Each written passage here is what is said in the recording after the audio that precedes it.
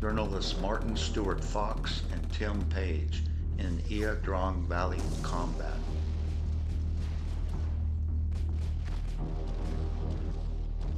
Good evening.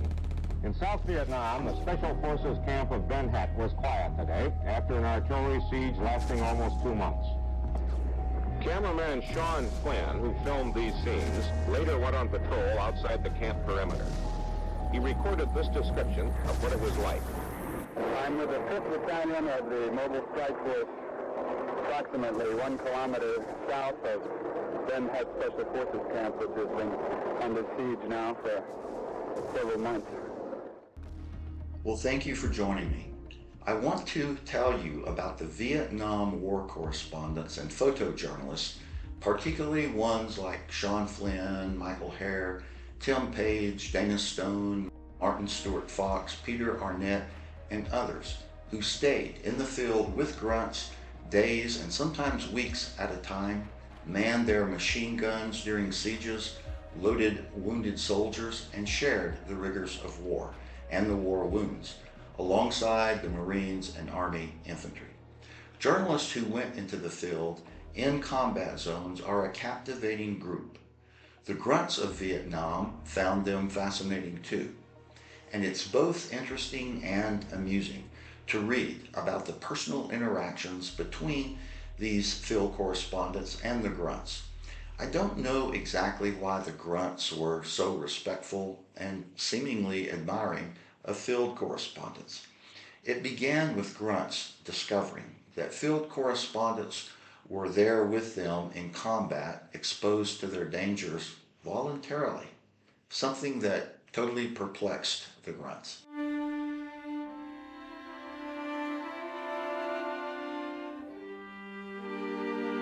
The grunts also turned to journalists with a sort of desperation. Hare writes, And always they would ask you, with an emotion whose intensity would shock you, to please tell it, because they really did have the feeling that it wasn't being told for them, that they were going through all of this, and that somehow no one back in the world knew about it. There were, of course, the more traditional journalists, but we won't talk of them. According to one study, it was rare for Vietnam War journalists to spend any meaningful time in the field, and statistics show, at least at one point in time during the war, fewer than 35% of journalists in Vietnam ever went into the field with combat troops. But in fairness to these journalists, many did have daily report filings to their headquarters back in the US, Japan, Australia, Great Britain, or wherever, which prohibited them from straying far from Saigon. How many American casualties have been caused by mistake in the field? Do you have a figure for that? I'm sorry, I don't understand your question. How many American casualties have been caused by mistake or accident, either in the field or on the base? You're asking me for how many casualties by mistake or accident? Yes. I don't have the statistics here, I don't believe, but would you rephrase the question because I don't quite understand. Well, for example, when a man is killed by a friendly rocket, that is a mistake. How many people have been killed by mistake rather than have been killed by the enemy? I see. You're excluding.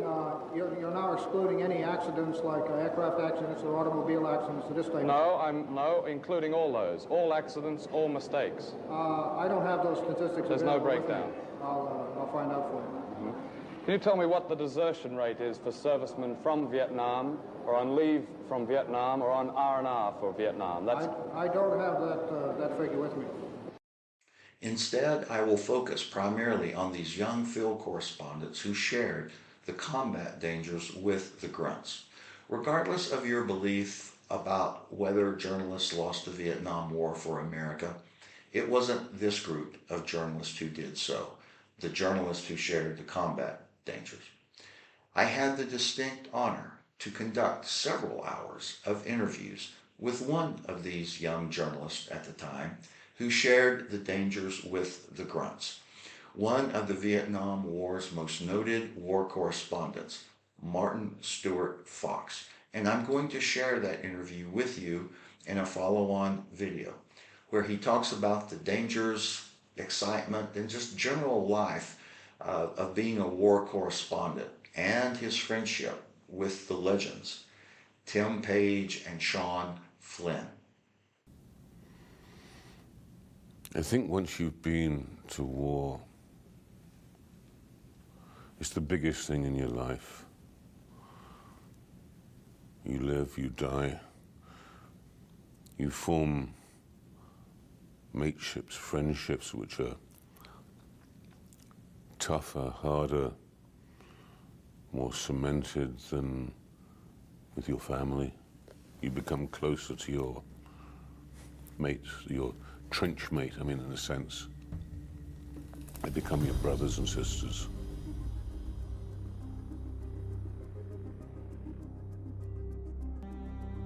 Tim Page is among the most celebrated of all photojournalists.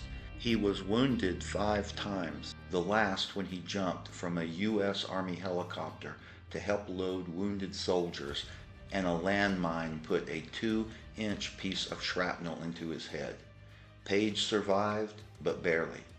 His dear friend, fellow photojournalist Sean Flynn, was the strikingly handsome son of Errol Flynn, daring and brave, and his fellow journalists say the women fawned over him.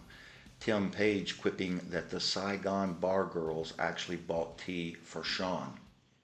Sean was unlike most photographers.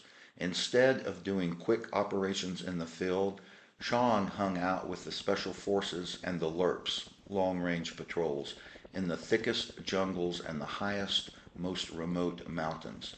He would disappear for weeks at a time, and when he returned, it was only with a few rolls of film. In April 1970, Flynn and fellow journalist Dana Stone drove on motorcycles into a story in Cambodia and were never to be seen again. More on that in the next video. There was something about Vietnam. It was a very surreal conflict, as in apocalypse and what have you.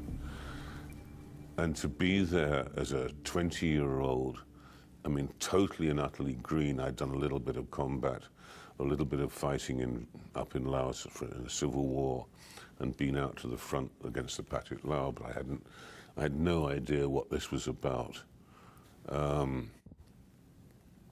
You learn quickly or you die. The role of correspondents during the Vietnam War is still very controversial. Until recently, we actually didn't have a lot of data on how many of them were in Vietnam, how long they stayed, their composition.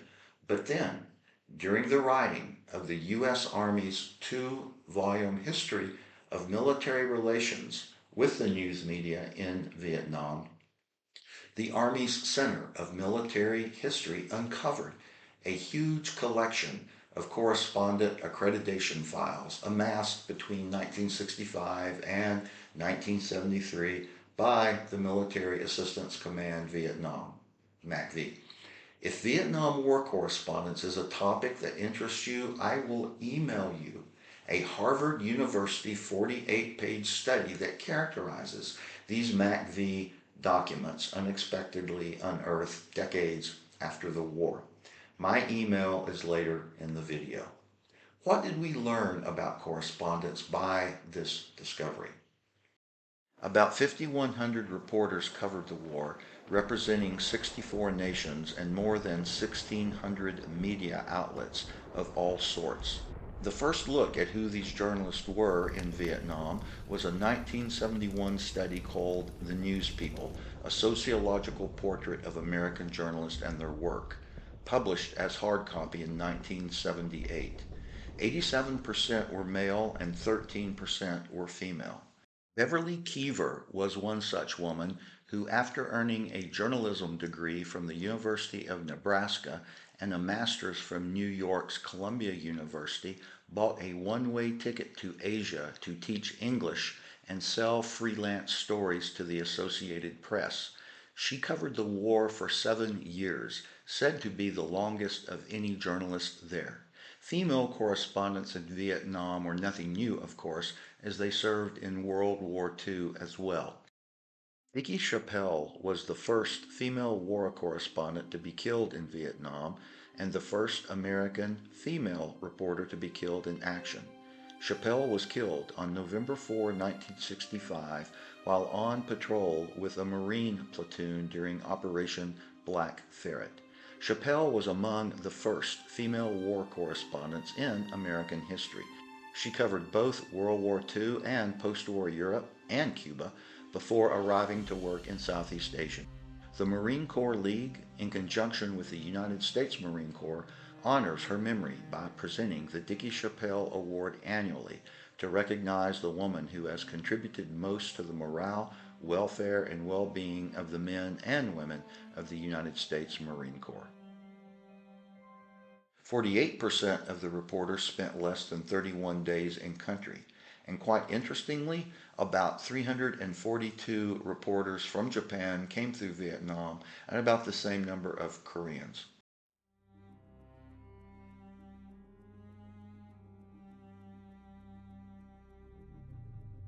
Shadow and the thoughts, you can't just unplug them and take them out and put them down somewhere else. And it helps talking to people, especially fellow survivors. I did massive amounts of in the 70s, seriously massive amounts. I think that helped because it gave me a complete alternative perspective to work from.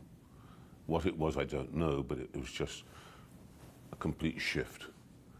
And then at the end of the 70s, beginning of the 80s, I went back to Vietnam for 2.5 weeks, a very short trip. And it was the start of a catharsis, the start of a whole process of rebuilding a life. I mean, I don't cover conflict like I used to because I'm just physically not able. It's a young man's business. Old men send young men to die.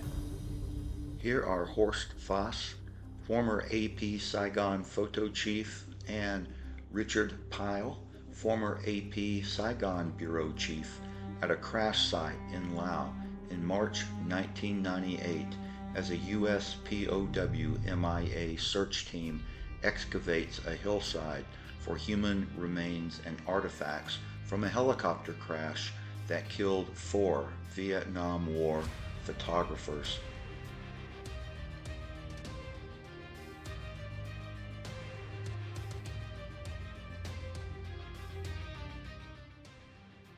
As this study points out, older war reporters who had started out in World War II or Korea tended to be, if rarely subservient, at least deferential to the government.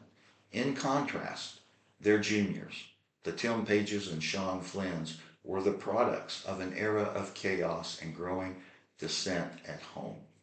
Even if they had not participated actively in the anti-war movement, they had been influenced by its values. And remember, these correspondents, under 25 years of age, were not much older than the draftees fighting the war. They affected the same hairstyles, used the same slang, smoked the same, so they were able to relate to each other. By Tim Page's count, almost 60 journalists never made it home from the war, and another 20 are still missing. Many others who had been functioning photographers were so shocked by what they saw and experienced, they gave up their profession.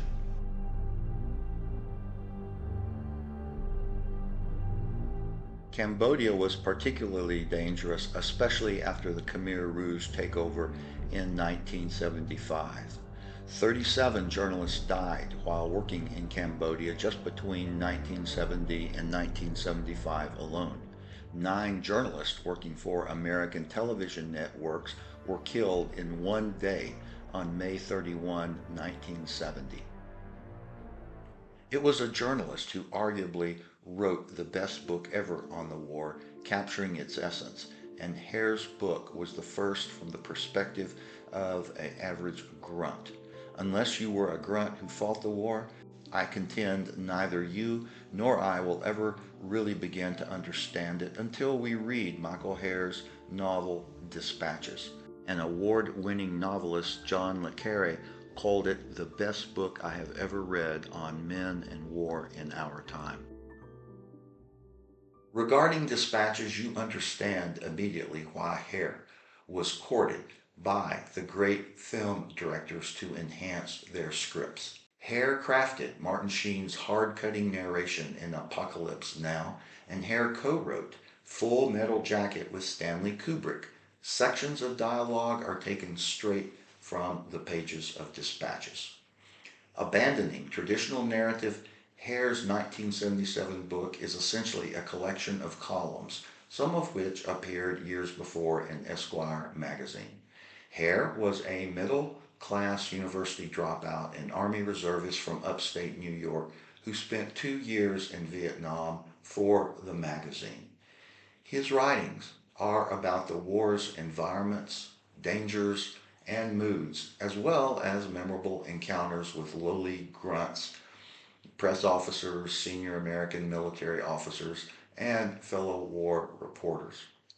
I've read dispatches many times, and I have to put it down after about 30 minutes or so. It's that hard, that cutting for me. So, I quite understand why Hare, after spending 18 months writing dispatches, had a nervous breakdown. It would be another 7 years before the book was completed. Hare's prose is forceful, evocative, yet simple and to the point. He makes the point again and again that Vietnam was a young man's war. There was such a dense concentration of American energy in Saigon, American and essentially adolescent. If that energy could have been channeled into anything more than noise, waste, and pain, it would have lighted up into China for 1,000 years. There is so much to discuss regarding journalists. I'm going to break this into several videos. Part 1 is this overview. Part 2 will be my interview with Martin Stuart-Fox.